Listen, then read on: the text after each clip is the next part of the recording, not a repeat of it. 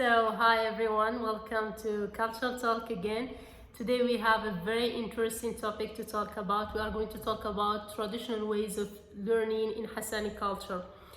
I think we all take it for granted that when we want to write something, we have a paper, we have a pen, we have even tablets, computers to do so.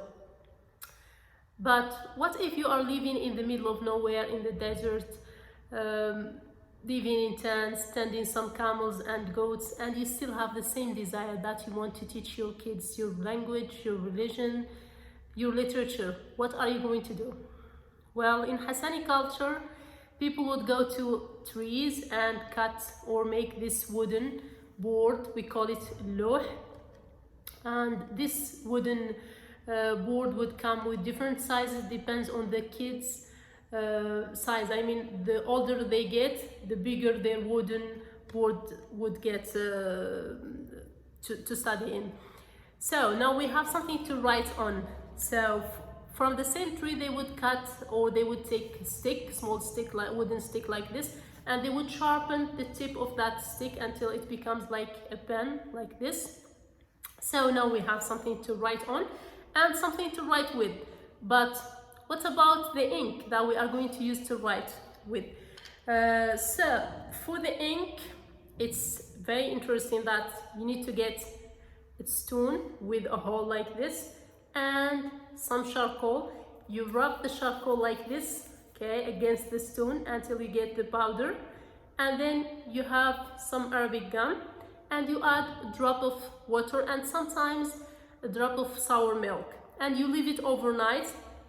The next morning you would get something like this, black ink and thick and useful. You dip the pen on the ink, on the black one, and you write whatever you want. For example, like this, you write, for example, A, B, C, okay, yes, so we have A, B, C.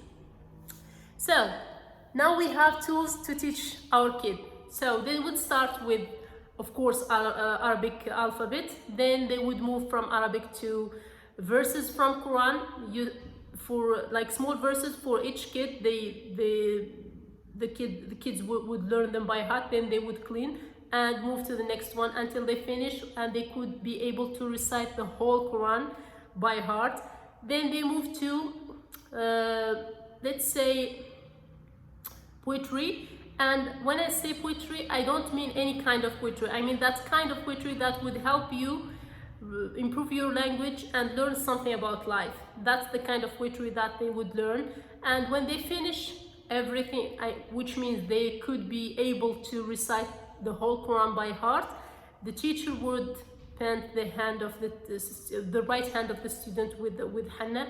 And there is a myth about that the darker the henna becomes in the right hand of that student, it means the deeply he would remember everything he studied in that school. And of course the whole tribe would also slaughter a camel as a way of celebrating the graduation of their son or their daughter from that school. So you may ask, who is teaching these boys? Okay, the teacher is sometimes just the parents, or sometimes it could be one person coming from another tribe who knows more in Quran and Arabic. That person would build a tent around them, and that tent would become the school for everyone. They would send their boys and girls there every morning, except Wednesday is a holiday for everyone.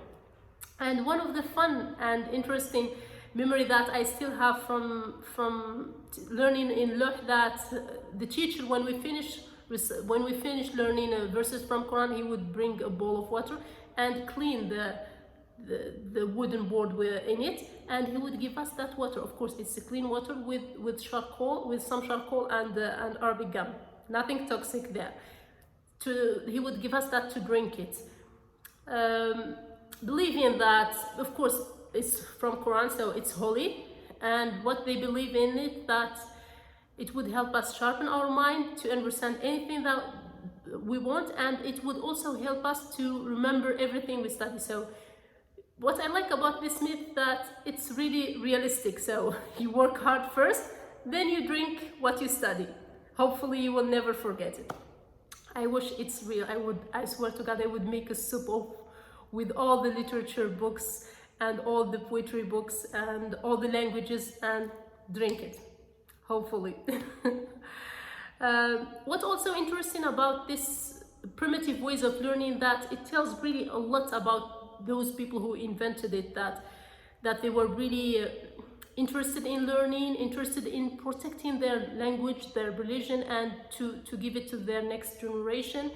And what is also interesting, that we still until now having this primitive ways of learning, especially in Mauritania and some places here in the Sahara. When we call it al-Mahadara, it's a place in the desert. Usually people like to send their children there, especially boys from the age of 5 till 7, let's say 7 to 10, to learn Arabic first, Quran, everything. Then they can move to study in the modern schools, and it helps a lot, and many people still like it.